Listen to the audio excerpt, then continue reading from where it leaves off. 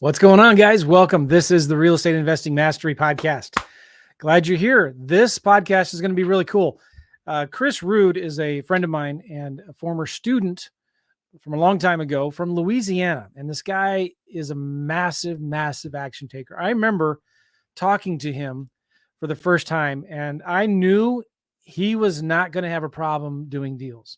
He was a massive action taker. He understood the speed of implementation. He understood that he didn't have to know how to do everything. He asked the questions, who, not how. And he just started having tremendous success. So anyway, we're going to be talking to him today. And Chris, I followed him a little bit on Facebook. I don't remember. I'll ask Chris in a minute. But the first time we talked was probably 8 or 9 years ago, maybe 10. We'll find out. But long time ago. And he's killing it right now in real estate, doing a ton of deals. So we're going to be talking about, I want to ask him things like, what do you see in people that helps them get successful in real estate? What is it about why some people do a lot of deals and why some people don't? The other thing we're going to talk about is the market, the economy, what's going on right now. What is Chris seeing out on the street? What is happening to real estate? And a lot of things are changing. Some things aren't. So we're going to be talking about what's kind of working now, what's working in the market in real estate. So this podcast, though, first is brought to you by my class. I have a class called Simple Land Class, and you can go there at simplelandclass.com. Go check it out. Also, some of you guys are big country music fans. That's kind of why I'm wearing my University of Texas hat right now. I used to listen to a lot of country music, and I don't know why. I just kind of stopped listening to it 4 or 5 years ago. I used to know every song on the radio, and I could sing all the words to them. And so somebody just sent me this morning that song called Buy Dirt. Have you heard of this? This song by Jordan Davis? It's such a great song. So if anybody out there knows Jordan Davis, tell him I love his song, and I want to know how I can get how I can buy the rights to play it, or the license. If there is a way I could license that song and play it as an intro to my podcast, that would be awesome. I'd love to do that. I know there's all kinds of rules in YouTube, at Facebook, releasing podcasts through Apple and all the other channels that you have to make sure you have your music licensed and all that stuff. And I have no idea how any of that works.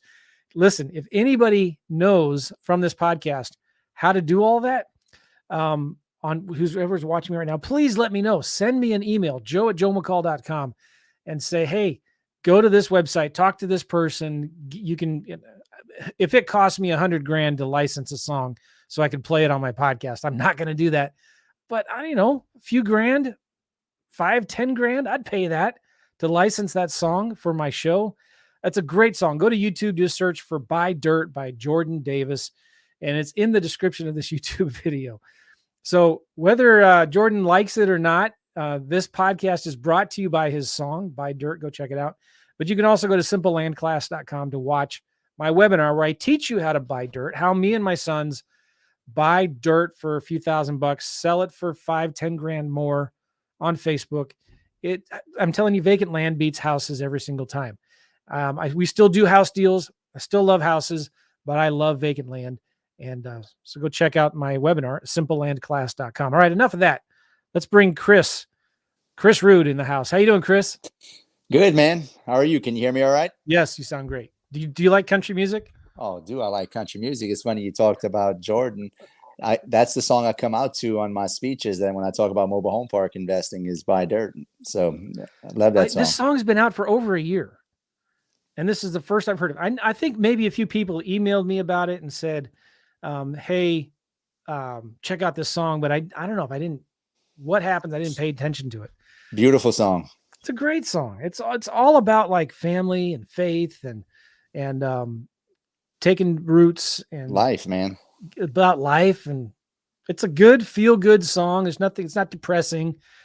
It's not about getting drunk on the bed of your pickup truck with your banging your sister. I'm just joking. I don't think there's any songs about banging your sister. Not country music songs, no. All right. So thanks for being on the show, man. Appreciate you Yeah, being here. I appreciate you, man. It's been a while, and it's good to come full circle and talk to you again. And yeah, like I told you last time we talked, you were a big influence on me when I first came up. I think you were like my second or third. Yeah. Uh-oh, we lost you, Chris. He's on his okay. Yeah, yeah. So I think you're like this my second or third mentor I hired, and you were by far my favorite. Besides, my first mentor that stole $50,000 from me. Oh. But we won't talk about that. We had him arrested, and but yeah, yeah. Thankfully for you, you weren't on drugs, and you gave me awesome information, and really, honestly, you had the most in-depth, comprehensive class I had ever taken by a coach. So if anybody's just looking to get started, I'm sure you still have that same course, right? Yeah, I don't really sell it much. I think it was probably on lease options. Well, it's a mix of everything. It was on lease options, wholesaling, and you did it all. Yeah. And I remember, when was it that we were talking when we first started working together? 2014, 15 ish. Okay. I was slowly trying to exit out of all. I had owned a chain of car wash, mechanic shops, auto glass, and quick lube car. And I saw the writing on the wall. I knew technology was shifting that type of business, and real estate had gotten me to the point where I bought all those in those mechanic shops. It got me the capital I needed to do that. And I was like, man, I need to get back into real estate. And that's when I started going on YouTube and found out about wholesaling, and then found out about you and hired you, and off to the races. I wrote, you gave me a testimonial, or you sent me a Voxer, and I wrote it down here, and I keep all of my testimonials in Evernote. And it says, "Hey Joe, about 4 or 5 weeks ago, I joined your program. I hired an assistant like you told me to. You told me to get an assistant, and that is exactly what I did. I just wanted to tell you a little bit about my past success the last 4 to 5 weeks. I've done about $46,000 in profits since the 1st of March, and today's the 19th. And I have a huge deal that if it closes, I'll make another $35,000 that should close by the end of the month. That'll put me at about $80,000 for the month. I'm so excited. I can't stand it. I'm actually thinking about putting all of my stores up for rent because I want to do this full time. I'm just barely scraping the surface. I'm crushing it, and I'm so excited. I'm so grateful and thankful because you really helped me out. You helped me get that list, helped me with my first batch of mail while I was on the phone with you, and I really appreciate that. So I just want to tell you thank you, and I appreciate it. Thanks a lot. Take care. Goodbye." Oh man, that is awesome. That was from I don't know here, but and you gave me another testimonial on a couple different Voxers, but man, you're killing it. And I kind of remember talking to you the first few times, that you were going to have success. You just have that feeling with some people about it. They exude that confidence, and you just had that. Talk a little bit about what you're doing now, and what kind of real estate are you doing now, and kind of your evolution. And because you started maybe doing some wholesaling and some lease options and stuff like that. I remember you telling me you putting out bandit signs in Lafayette, Louisiana, and getting tons of calls from that. I think your sign, didn't it say, "We buy houses regardless of what you owe"? Regardless of what you owe. Cause I was using that for the lease option that you had taught me. So yeah. Yep. So you started doing deals. You sold your stores. Is that right? I sold all of them, but one. I still own one today. Okay. And then what happened after that? You started doing more and more deals, bigger deals. Yeah, man. I mean, today, in 2023, we have a massive wholesale and flipping operation. I partnered up with all my students. We did about $2.3 million in assignments last year. Sweet. I just got back my reports from my CPA. I doubt I'm gonna do it, that this year, because the market's definitely shifted. But in my mind, for me as an entrepreneur, what's made me really successful is a combination of things. For one, I was always diversified. So I knew going into this thing that when you get comfortable with one business and you got it stabilized, it's time to start a new revenue stream, because that old revenue stream could get disrupted via technology, via economy, politics, whatever it may be, right? And because I had experienced that in the past with my shops, right? What got me out of my quick lube car wash and mechanic shops was technology. Automobiles were, when I first got in, people were changing oil every 3,000 miles. As we progressed, I had those shops for about 12 years.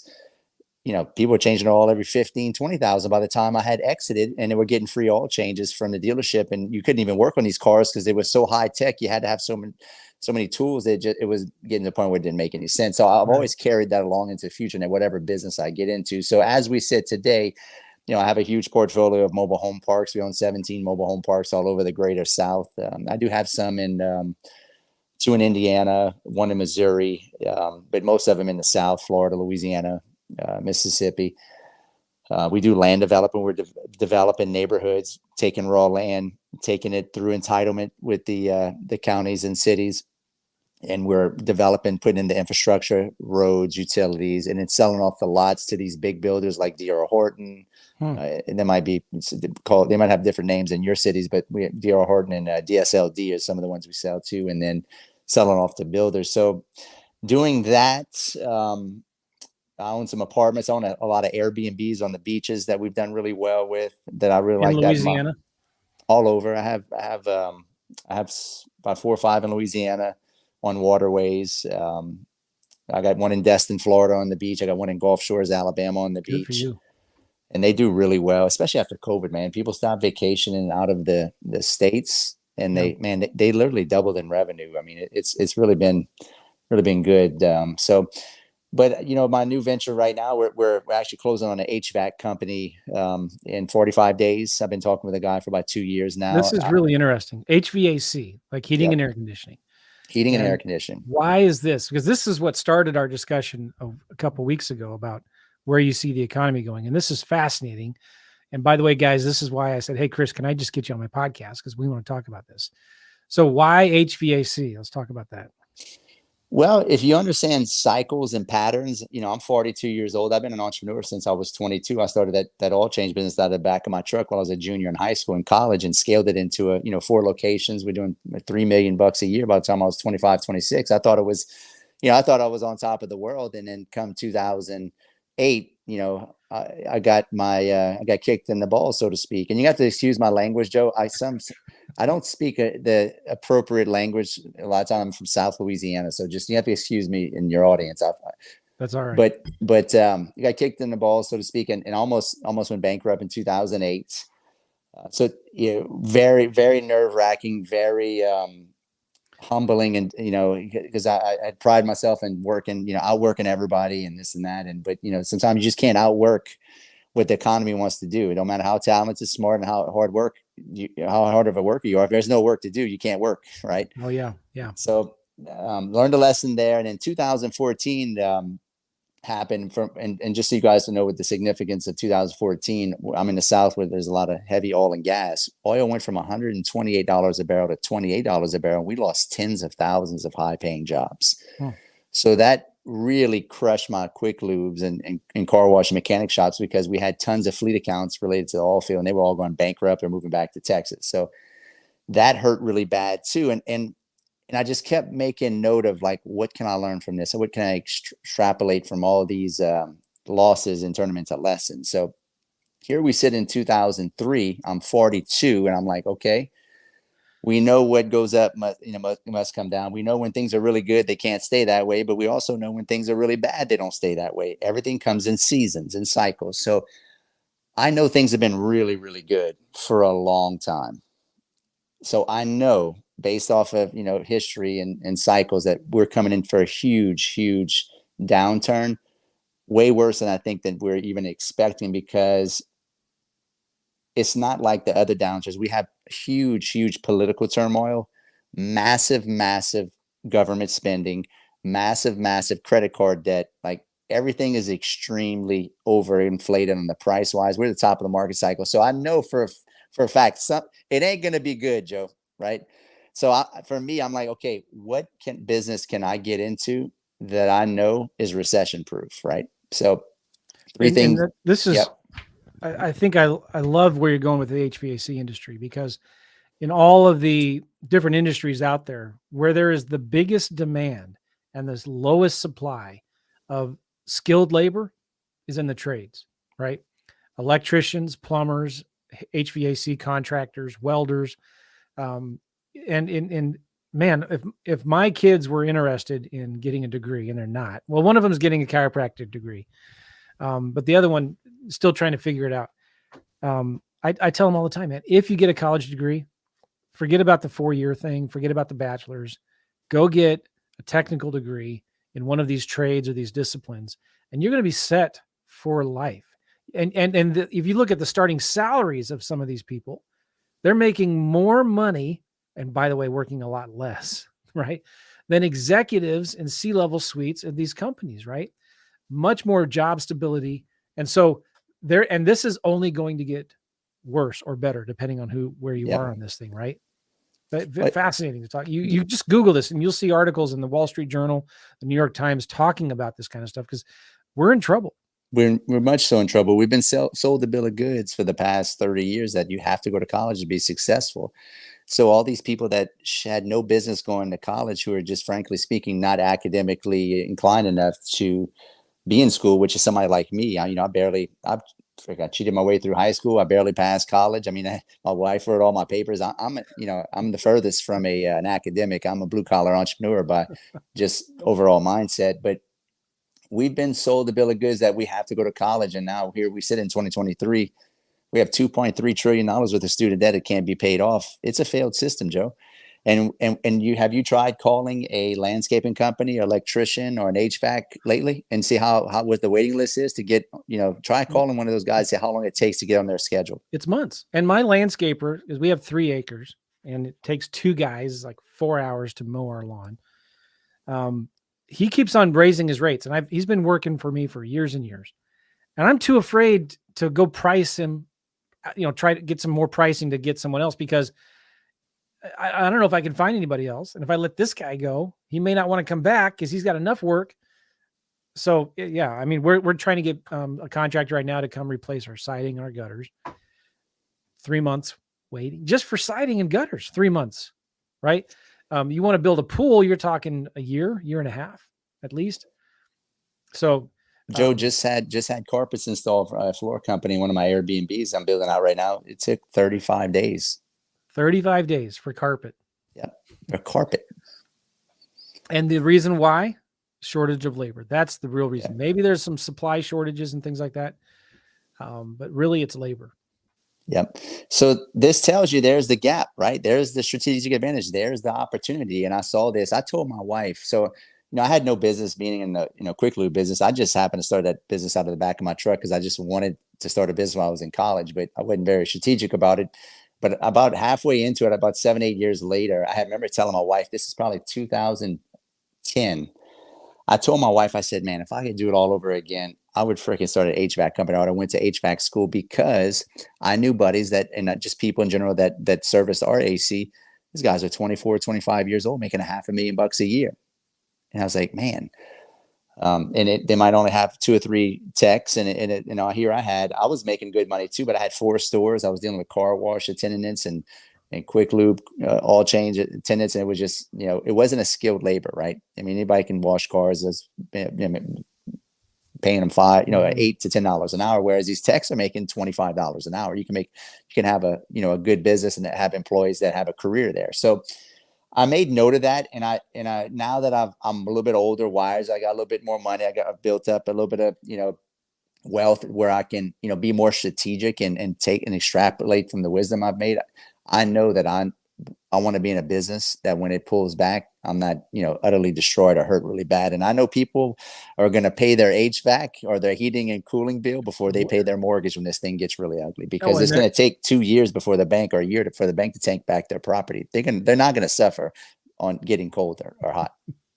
That's right. And when you might have a recession, but they say, the service industries, like what we've been talking about, and the I'm just running short on words here, but like the service industries of electricians and plumbers and all that, very recession proof. And in fact, what you're seeing is, and I don't have any hard scientific proof for this, but just from what I'm seeing, it seems like the margins are getting higher and higher. When I started my mechanic shop, my first one I bought was in 2005. Little shop in Lafayette. I leased it. The going rate for mechanics. Chris will be back. The going rate for mechanics was $45 to $55 an hour. That was 2005. Now mechanics are charging in excess of 125 to 150. Dealerships, I think, are 175. I mean, just to show you, what the rates are now. And people are paying it. Have to. They have no They choice. don't have a choice. Yep. They don't have a choice. All right. So should everybody go buy an HVAC contracting company right now, or? No, I not necessarily. I mean, it makes a lot of sense for me. I spent 6 figures on HVAC last year, just with we own 600 something rentals, I spent, and then we flip a bunch of houses. So it makes sense because it's a symbiotic business that complements what I'm already doing. Mm-hmm. So I know just from one, I'm going to get a discount on. Chris will be back. I'm sorry. I know I'm gonna get a discount on my stuff. Yeah. For one. Two, I know all the investors in town where I can give them a discount on my buyers list from Joe helping me show me how to build a buyers list. Yeah. 8 years ago, I got 850 people in Louisiana that buy from me that all I got to do is build relationships with. Yeah. I know that I can switch them over to whoever they're using to my new company. And three, I know I can help scale this company that I bought. This guy, the particular guy, is a young, awesome guy. He's 25 years old. His dad recently passed away, and he inherited his business that does a lot of revenue, and he's a great operator, but he's overwhelmed, right? And I talked to these guys. Oh man, they don't understand sales and marketing. They don't. They don't understand systems and processes and managing the books. Like if you can bring that kind of stuff. That's exactly what we're bringing to the table, Joe. And he reminds me a lot of me when I was his age. I was, very capable guy, very hard worker. And he's the same way. He just doesn't understand the business behind the business, doesn't understand the systems, processes. He doesn't have a clean set of books, but his phone rings off the hook 24/7.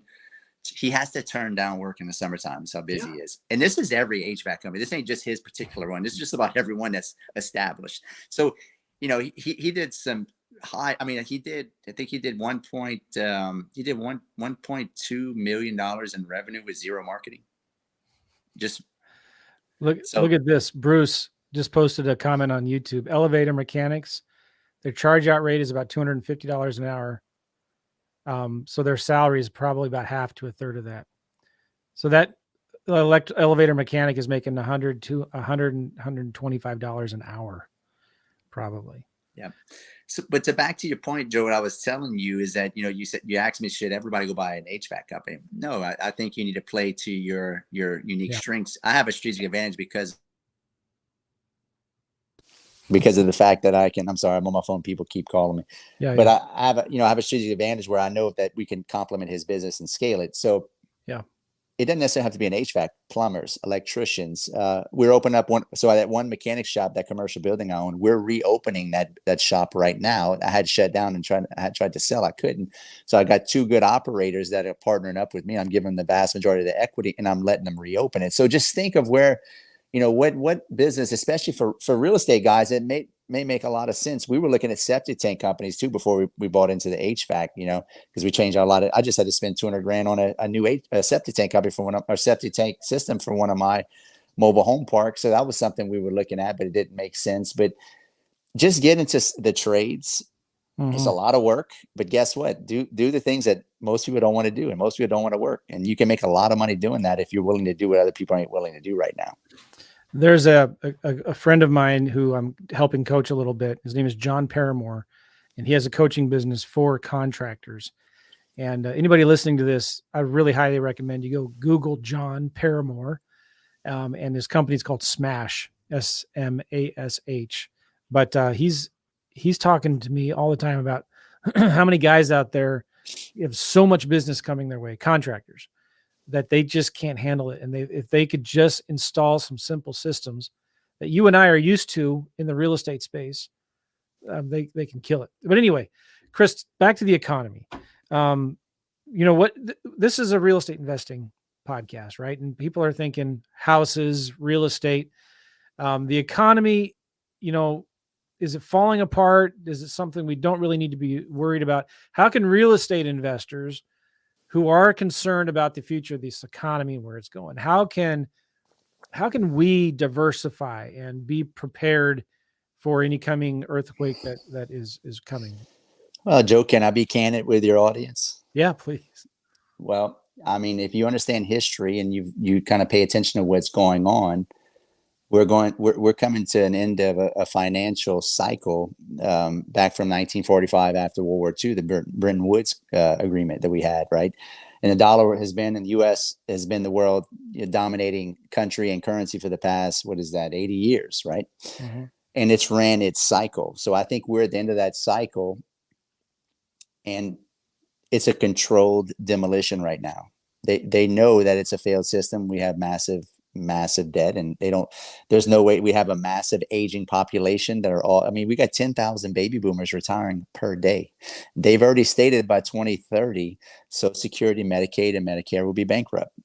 So we're all, frankly speaking, up shit creek with no paddle, like we say here in Louisiana. So if you know that, then you got to pay attention and figure out, how can you insulate or mitigate your losses for what's coming? And because it is coming, and they're already talking about it over TV, what the Great Reset. I'm sure you've heard about. This is no conspiracy theory, guys. This is what they're trying to do. They're trying to roll out a more equitable economic system via more socialism to make everything more fair. And whether you're leaning left or leaning right, is it right or wrong? It's not for me to tell you how to believe politically. You just got to be aware of it as an entrepreneur and make proper preparations, right? And that's kind of what my feelings is, that we're in for a huge disruption and change. I agree. Although, let me play devil's advocate here a little bit. I heard people say the same thing in the 90s. There was a book that came out in the 90s called The Coming Economic Earthquake by Larry Burkett. Larry Burkett was a very popular Christian financial author at the time who had a popular radio show, and he predicted the same stuff back in the mid-90s with The Coming Economic Earthquake, that book. And it kind of sent shockwaves because it was one of the first guys to really sound the alarm bells. But then Clinton became president, and it was 7 or 8 of the most prosperous years we've ever had as a country, with Bill Clinton as in office. And then we had, we've had our ups and downs since then. But when it comes to real estate, Chris, everybody's always going to need a roof over their heads. People are always going to need a place to live. And the population of the U.S. is growing.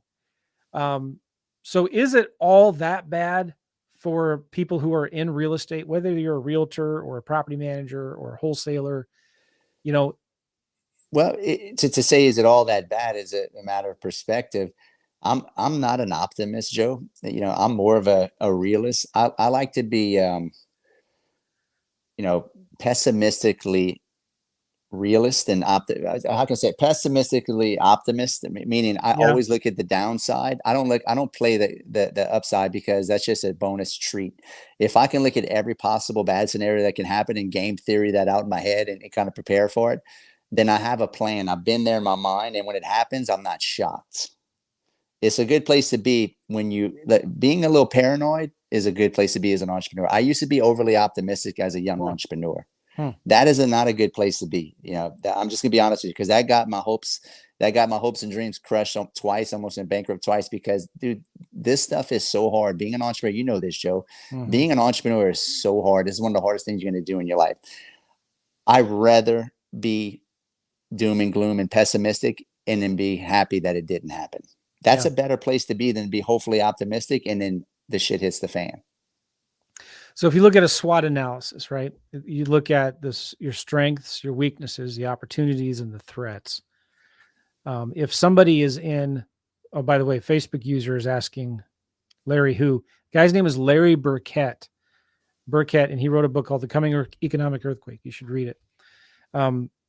So it's important for every business owner, I think, to look at what are they good at, what are their strengths, but also what are their weaknesses.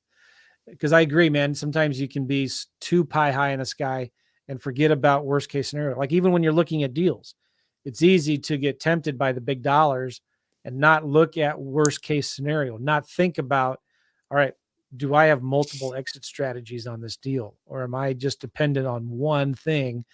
That's where you can get into trouble. Looking at your SWAT, right?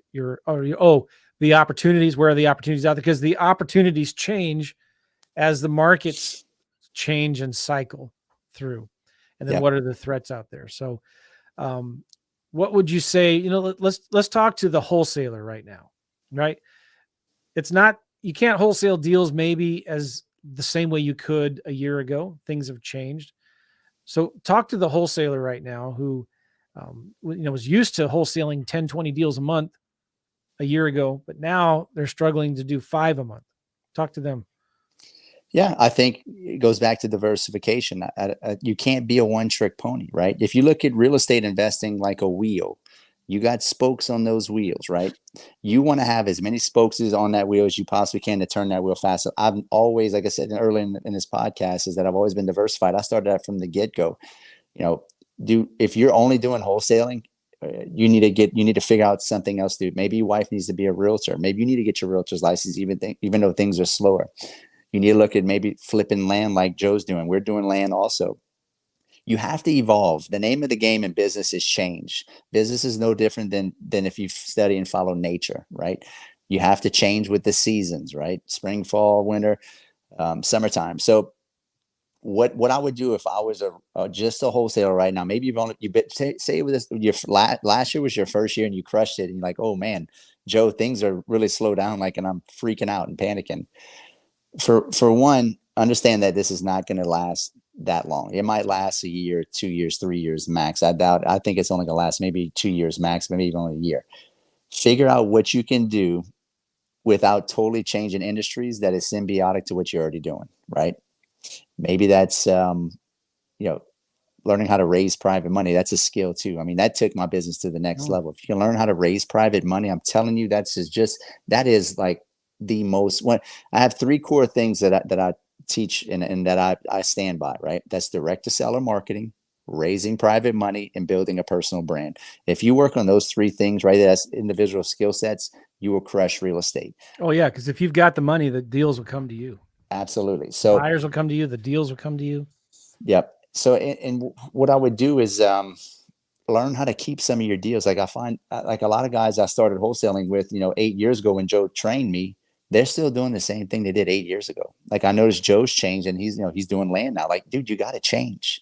Everything changes. So I would figure out just what other businesses that are symbiotic that you can do that are very close and synergetic to what you're doing. Like for me, it's the HVAC, right? Because that's still real estate. That really HVAC is just a real estate service provider, is what it is. It's not like I'm getting out of it industry. So, well, for some examples, might be you're getting your license, like you talked about. Maybe doing some creative real estate strategies, lease options or owner financing subject twos, right? Raising money, being a capital syndicate, maybe some kind of broker. There's a bunch of rules of that, but like there are other things, right? Absolutely. And the lease option with Joe, when I first took your course on lease options, I made a lot.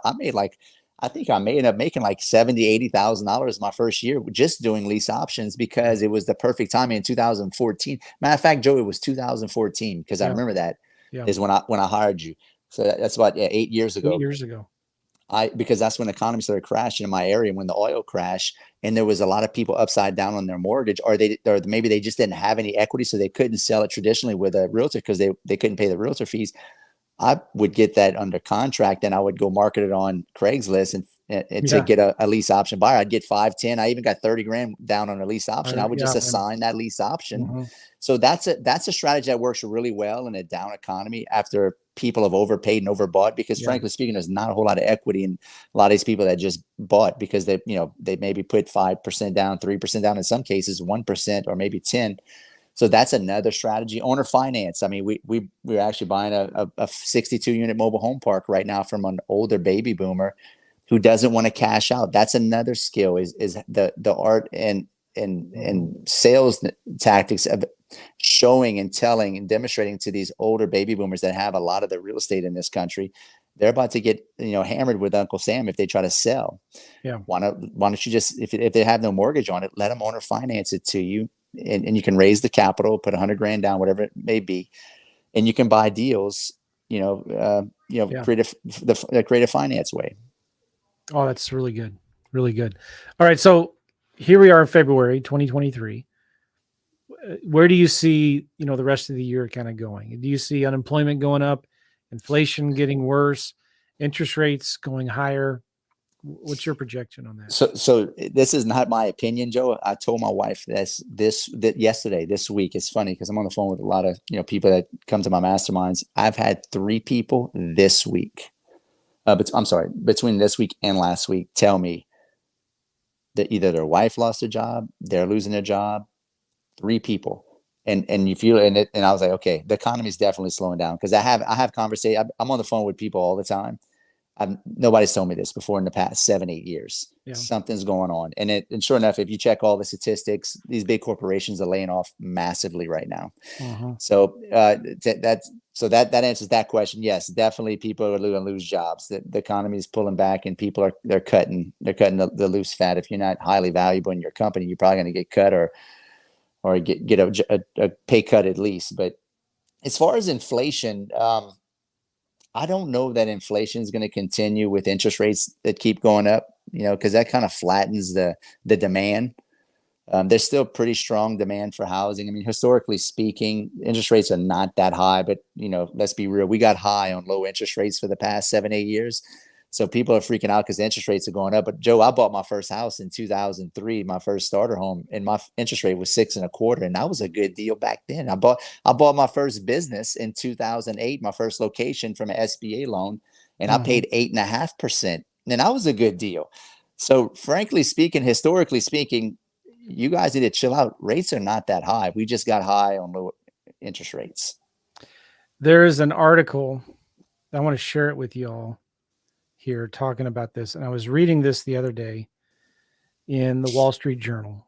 And I don't know if I'm going to get in trouble for sharing a copyrighted Wall Street Journal article here, but oh well.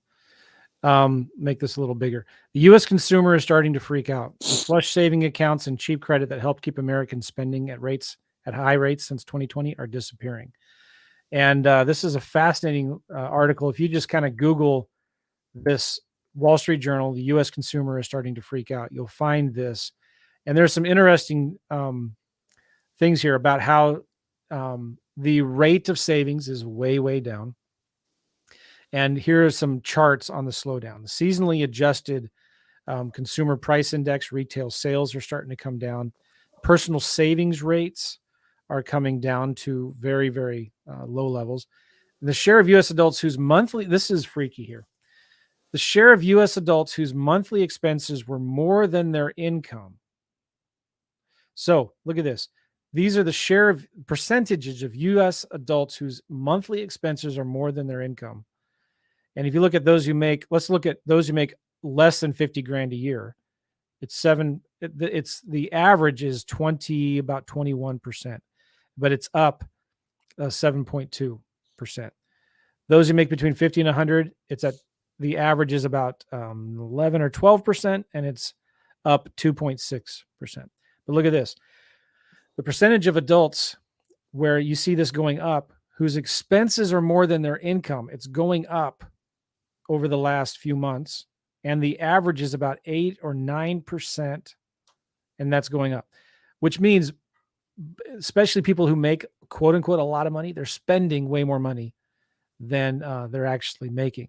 And you go through this article, and it starts talking about the how much everything is costing more, and then the layoffs on how they're getting worse and worse, and employers are shedding temporary workers at a fast rate, and people who do lose their jobs are taking longer to find new ones. This guy here in a tattoo shop, it's kind of a luxury thing, right? He's seeing the weights go way down for his tattoos. Mortgage rates are reaching highs, and blah, blah, blah, blah, blah. This whole article, I should have just highlighted some of these things before I brought it up here. And I thought there was another chart. There's not. Anyway, it can be scary if you're not prepared for it. But I will say this. Let me stop the screen share. Wherever there is a crisis, there is an opportunity, right? And whenever wealth just doesn't disappear. It transfers, right? If money is disappearing out of the real estate market, out of the employment market, out of jobs, it's going somewhere else. It's going somewhere else. And so we need to be active as investors to follow the cheese and to be educated, to mastermind, network with other people. Because I remember when the market crashed in 08, Chris, 2007 and 08, it didn't just happen on a dime. If you were reading the market and understanding it actually was kind of slow. It's not like the stock market where one day it's all of a sudden down 5%, right? It goes slower. And some people think it happened overnight, but it didn't. You could read the warning signs for at least a year, 2 years in advance. People talked about the bubble. They thought, it just got out of control. But anyway, it's important that we are students of this economy, of the market. We're listening to podcasts, networking in masterminds, and being connected. If anything, as the economy is kind of shaking, I think the worst thing you can do is stop investing in your education, stop investing in your masterminds. You need to plug in deeper with these kinds of groups of other investors that are more successful than you, right? Would you say? And look to see where what are they doing now that's working that didn't work 6 months ago. Anyway. Yep. 100%, Joe. I mean, we're a part of a bunch of masterminds. I put on masterminds, and I think it is the number one thing an entrepreneur can do to succeed is to be around other entrepreneurs. Entrepreneurs are only 3% of the population, yet we have to mingle amongst the other 97% of the population who are not entrepreneurial. So you can get a lot of bad information from people that, just frankly speaking, you shouldn't be getting information from. So I make sure I get my information from people that are doing better than me. And I've gotten further in life, Joe, by not listening to people versus listening to people, because the information is terrible out there, right? So, but back to your point, Joe, about, this will be an opportunity of lifetime. I know in 2008, I didn't have the wherewithal I didn't know about how to raise private capital. 2014, I had just gotten into wholesaling. I didn't have that art of raising private capital then either. But now I have that skill down packed. I've been able to raise, probably $50 million, in the past, 4 years between flips and, buying mobile home parks, apartments, all the Airbnb, everything we're buying. So that is a skill. So if you can get access to money, if I were you, I'd start raising private capital. Don't stop marketing. In 2014, when I went through that crisis, when I first got into wholesaling, it was a perfect storm for me when I first got in, because the economy was crashing. I started doing direct to seller, and I freaking cleaned house. I just didn't have the money to better buy deals at the time, and that's not going to happen again. So for your audience here, I'm telling you, stack the cash for the crash. Warren Buffett says, you make your money when there's blood in the streets, and that is absolutely a fact, right? I mean, and it sounds kind of shitty, but you need to get ready if you're going to capture all kind of, like Joe said, that wealth just doesn't disappear. Wealth is energy; it just transfers, right? This is going to transfer to somebody else. I remember when the market crashed in between 2007, 8, 9, and 10. It seemed like there was a huge mass exodus. Everybody was leaving the real estate investing world, but there were people that were still doing deals. And I remember there was the community at the time called flippinghomes.com. And the people that were doing deals there, they learned how to raise private money, and they started learning how to raise local banks, money from local banks. And so financing was really, really hard to get. It used to be easy to get loans. Then it became really extremely difficult. But the guys that succeeded and did well were the ones that knew how to get the money, either from private investors, because there were people still willing to lend money. Not everybody is broke in that recession, right? But then also the ones who understood how to build relationships with small local banks, and could then sell their deals with the financing in place. So there's still, when things get hard in the real estate market, I know this from just past experience, people that are going to do well are the ones who can sell deals with the financing in place or bring the money to a deal. That's going to be critical. And Craig, who's watching this on Facebook, he's absolutely right. He made more money during that time than any other, Joe. And Craig, you remember guys like Nate in Wisconsin who were, that's what they were doing at the time. And I remember reading voraciously all of his forum posts on flippinghomes.com. because that's what he was doing. And that's what people I knew back then were succeeding with and doing. So anyway, really good advice, Chris. Yeah. We need to go ahead. Well, I want to leave one more thing, because you asked me a question that I never answered in the beginning. You said, what makes a successful guy versus not successful? I think you got to figure that out, for yourself. As far as I'm sorry, my distraction, one of my kids. No, yeah, I got 5 kids, Joe. I'm sorry, it's like a zoo in my house, and they all homeschooled. So that's awesome. anyway, hey, I'm on a podcast, son. What makes people successful versus not? Yeah.